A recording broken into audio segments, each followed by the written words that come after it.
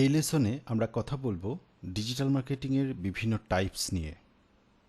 কতভাবে digital marketing করা যায় বা ডিজিটাল মার্কেটিংয়ের শাখা প্রশাখাগুলো কি কি।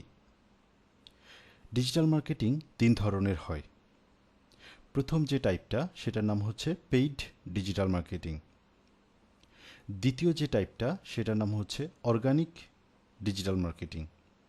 থার্ড যে টাইপটা সেটা হচ্ছে ইনফ্লুয়েন্সার ডিজিটাল মার্কেটিং।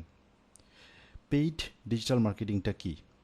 আপনি যদি ডিজিটাল মার্কেটিং করতে আপনি যদি কোনো একটা প্ল্যাটফর্মে টাকা খরচ করে বা কোনো একটা প্ল্যাটফর্মে টাকা দিয়ে ডিজিটাল মার্কেটিং করেন, তাহলে এটাকে আমরা পেইড ডিজিটাল মার্কেটিং বলবো।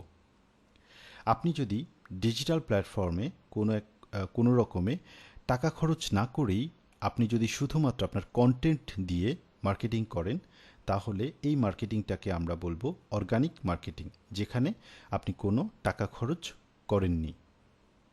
থার্ড হচ্ছে অনেক ধরনের সোশ্যাল ইনফ্লুয়েন্সার আছে বা ডিজিটাল ইনফ্লুয়েন্সার আছে। ডিজিটাল ইনফ্লুয়েন্সারদেরকে দিয়ে আপনি যদি ডিজিটাল মিডিয়াগুলোতে মার্কেটিং করে থাকেন, তাহলে সেটা হবে ডিজিটাল ইনফ্লুয়েন্সার মার্কেটিং।